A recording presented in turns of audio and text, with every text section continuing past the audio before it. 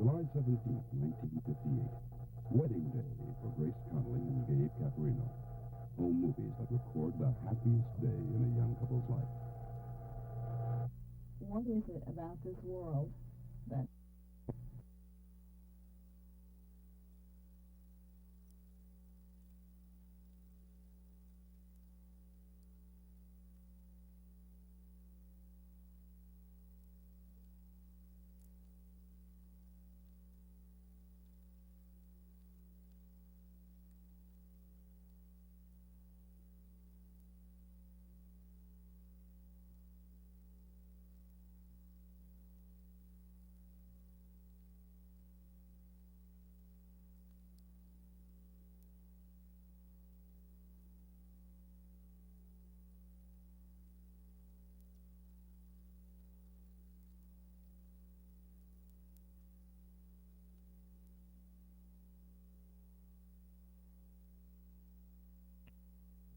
my fears were the worst, that he's dead, and that I haven't been notified. He's injured. He's in a hospital. But the strength comes from the assurance when you know a man, and I knew my husband. What happened to Gabe Caporino? You have to begin by asking, who is Gabe Caporino? What do we know? Gabe and his family live in this house in a New York suburb. He is 41 years of age, the father of 2 teenage girls. Work? Over 17 years with General Foods, beginning in their stockroom, working his way through the corporate structure to a middle management executive. And we know he recently received a promotion and a raise from that same company. We know that Gabe Caporino made about 5 business trips a year. On Sunday, March 2nd, Gabe left on just such a business trip, a meeting with other General Foods colleagues in New Orleans. He had never been to that city before. What do we know about that trip? Where he stayed?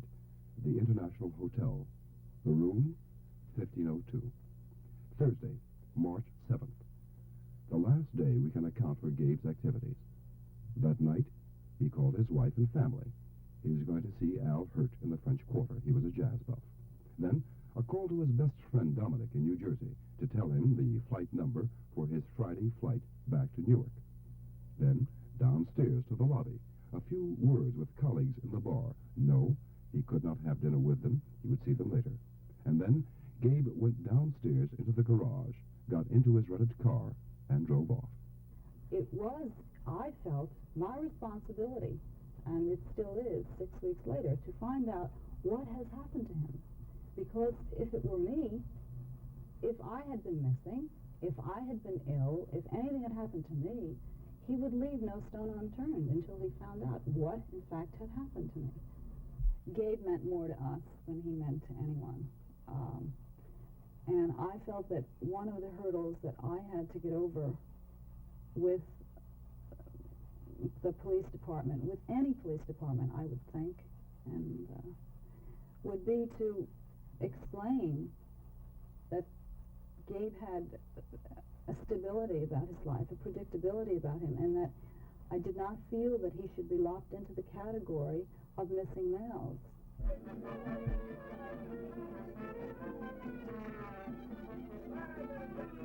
It is not unique to New Orleans, but a missing person is merely a statistic in a police department's file. When you report an adult missing, you're not reporting a crime. Neither the FBI nor any federal agency keeps national statistics on missing persons. Each city keeps their own.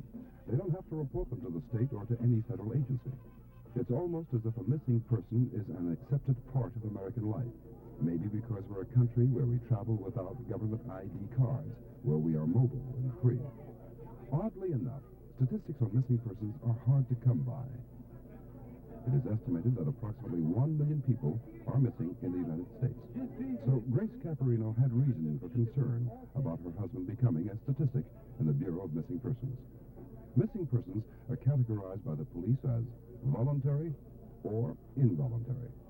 Voluntary, shorthand for running away, desertion, taking a vacation from life. Involuntary, shorthand for accident, violence, foul play, death. Statistics do reveal the vast majority of missing persons want to be missing. Only 1% are the victims of foul play. What happens, then, when those close to the missing person can think of no motive for the disappearance, for whom the uncertainty, the not knowing, is a daily reality? In the case of Gabe Caporino, those who know and love him did not accept assurances from police that all was well, because they know and love Gabe. Well, they went to find him. On the first trip, two relatives found what the police hadn't: the license of the rented car Gabe used in New Orleans. They told the New Orleans police all they knew, and then returned to their jobs and their families. General Foods sent its own team of security investigators to New Orleans. Weeks passed. Grace Caporino continued to press for more information about her missing husband. Finally, the silence and the uncertainty forced the family to conclude that the only certainty was that another trip to New Orleans was necessary. Again, Gabe's best friend, Don, his nephew, Tony, and his oldest brother, Joe, left New Jersey to find out what was happening in New Orleans. Channel 2 ION's camera and producer, Barbara Gordon, went with them. The fact that a man is missing is not unique. It really isn't. People are missing every day in New Orleans, in New York, Chicago. People leave home. Usually people who leave are just taking vacations, be it from their family or their job or just their life in general. And usually they come home. In your personal opinion, professional opinion, I should say, do you think Gabe is dead? It's very, very hard to say. Right now, in Louisiana, there's many, many places where you can hide a body. In the swamps, in the rivers, bayous, lake, whatever. This would be easy enough to do. But bodies are recovered daily, either from boating accidents or no matter what. Bodies are recovered, and he has not been one of them. What about the flyers that you mentioned went out to the different police departments? What about the hospitals here in town? Okay, in New Orleans, if a person is a victim of any sort of an accident or an illness, sudden illness, they're taken to Charity Hospital. And was flyers circulated in Charity Hospital? I believe they're on their way over there now. We call every day, and they know me when I call. And they say, no, no, no. They have a tendency to become callous or frustrated, probably would be a better word, that they just can't find. People disappear and don't surface again. But we haven't given up. We had several businessmen who have taken leaves of absences. And they have turned up. Usually sometimes it's a plausible reason why they're gone. It's just a short time, a matter of 3 or 4 days. Sometimes they're gone for an extended length of time, and then they will call home and repent. Oh, we have to school ourselves to keep from becoming callous. We got to remember that we're supposed to love everybody, and we remind ourselves daily of that. If we don't, we will let it become commonplace. And when a person is missing, somebody's going to suffer for it. Some loved one beside the person who is missing is out probably lost, lonesome, and then we think about his loved ones. Somebody loves somebody everywhere. We're going to do is we're just going to continue, and we're going to make every effort possible to, as I said, continue with this. We're down here on our own. We're away from our homes and our jobs. We're just going to continue to do it until we can find out something. We are going to pursue going to the hospitals with Al flyers, and I believe you mentioned you'll give us some of yours also. Would this be okay with you as far as you're concerned? Yes, this is fine. Any help that you can give us or that we can give you, it's purely cooperative matter, and, knock on doors. Right. This is what we intend on doing. We're going to make an all-out effort. We're family. We're trying to find this man. That's what we're concerned with. Well, I hope y'all find him, that's for sure. Thank you. I'll do everything in my power to try to be some kind of assistance if I should see him.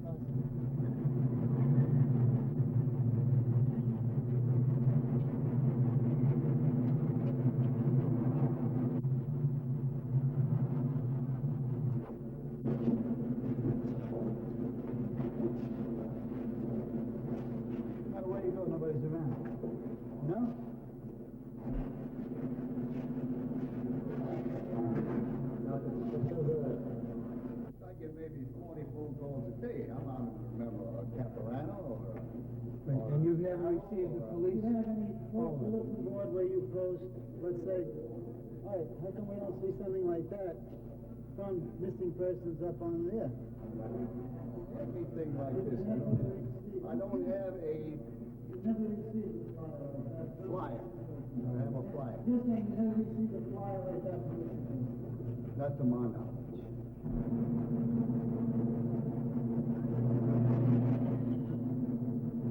Put it this way, I've been here every day for about 4 weeks, and I haven't seen it, so. Drop it down a little.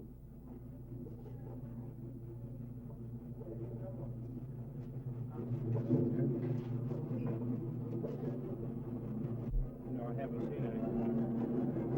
This is the first time I've seen this photograph here. Good. Not so good.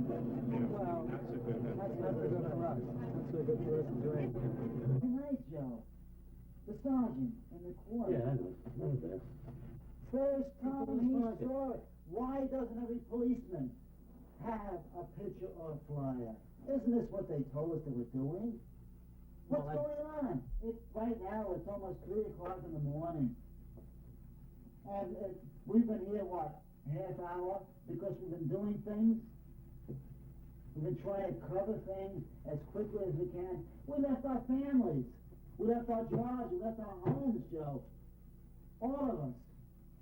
We never got one call in the 2 trips we were here from Rona Kent or anyone in the police department. What we're up against is facts being withheld. We're up against dealing with a police department that feels as if we rode into town, we're imposing on them. We're here to find Gabe.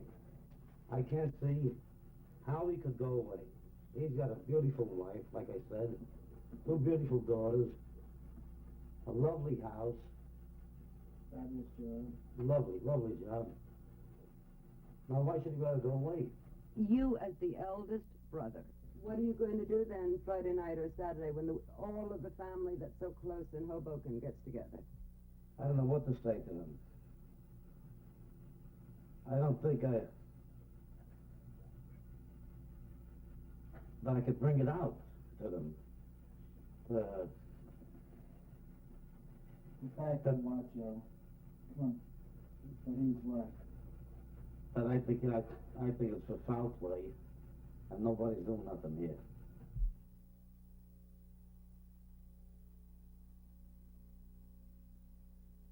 The 50th day, another psychological jolt for the family.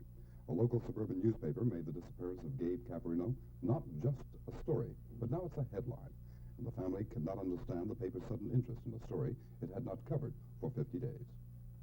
It just became increasingly unbearable, intolerable.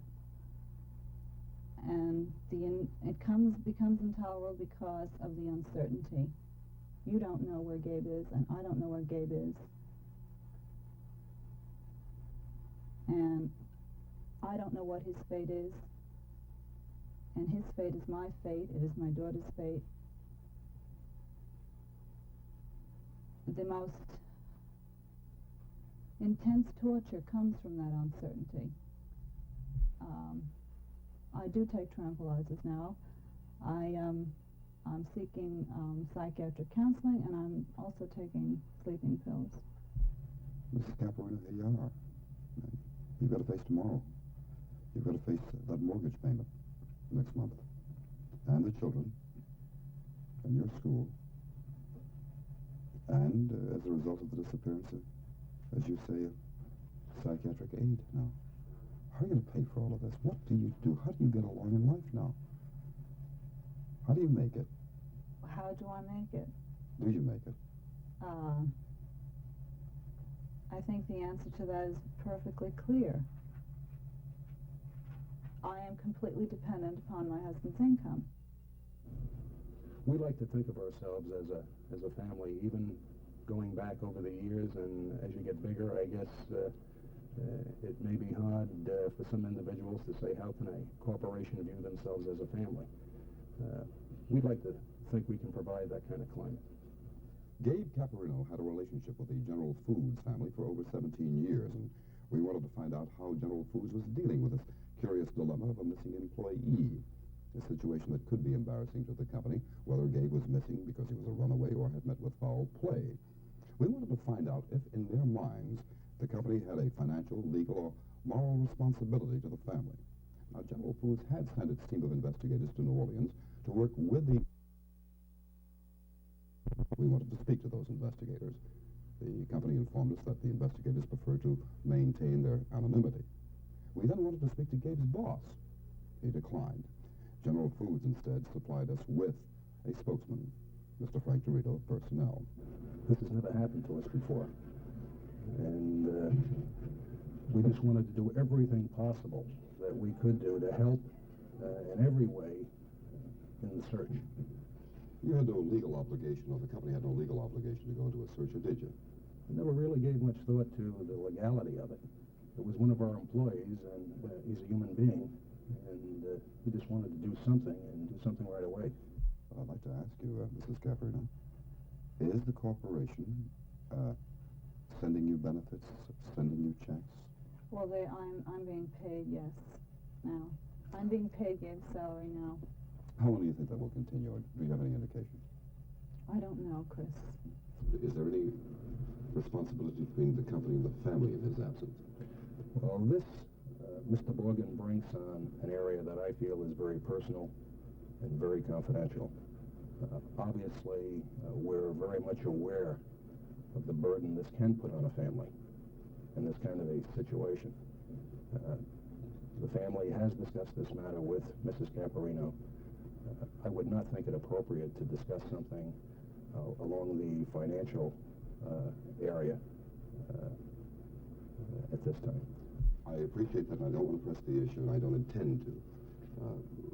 But what I'm looking for, what I'm trying to ask for, in effect, without, again, putting you in a subjective position of dealing in details, is an understanding, or some indication, if you will, that the family, the Caporino family, insofar as Mr. Caporino was on company business, is still involved in corporate matters, that the company is still taking care of its own, so to speak. And this is what I'm asking you.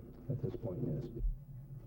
Do you have any reason to believe that a point might be reached, let's say, in the next month or so, where they could suddenly just stop all the checks, and that would be the end of that? I hope not. But it is possible. Anything is possible, Chris, yeah. What happens to Grace and the family if Gabe does not come back and they lose the benefit of his income? No insurance company will make any payment on a missing person until there is a legal presumption of death. In New York State, 5 years must pass before the courts can decide that a person is presumably dead. But it's not as cut and dried as that. In those 5 years, the family must continue to make the premium payments on that insurance policy, while the insurance company continues its investigation trying to locate that missing person. And the family must prove that they have made every effort to find him before any payment can be made. For 7 weeks, I guess I was subjected to the doubts, the conjectures that come about from policemen, from detectives, other various professionals when something like this happens, and I had to fight it because if Gabe is gone, he's dead, and if he's dead, part of me has died too. But no one can take from me what I know about my husband.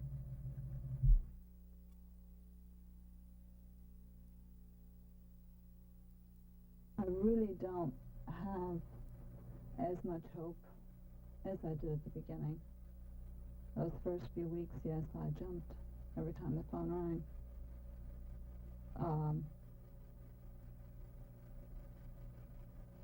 I think what I really have tried to do is come to terms with the fact that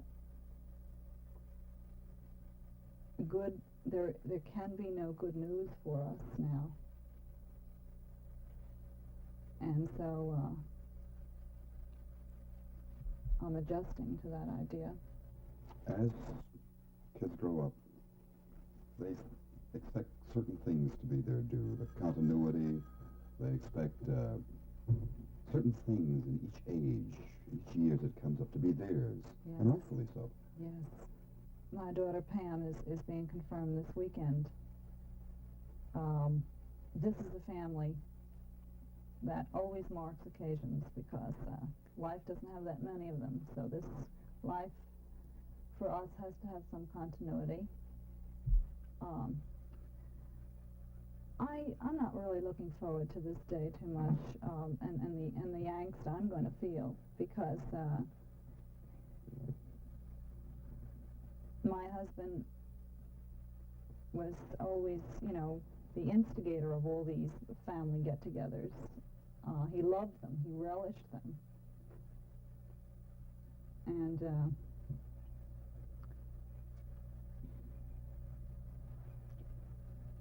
it's hard for me to face the fact that all that life and all that love that he gave to us, his family, is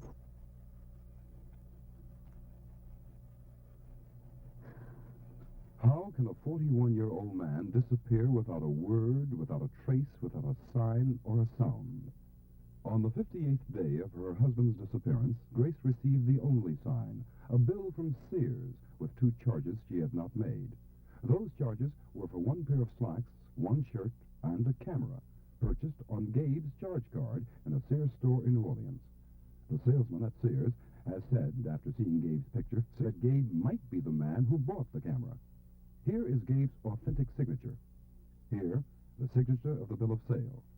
Mrs. Caporino's lawyer says experts say that signature is a forgery. Statistics show that last year there were approximately 1 million people missing in the United States. Gabe Caporino is now part of that statistic. The days that turned into weeks are now months, and for Grace Caporino, there are no new answers. Gabe Caporino is missing.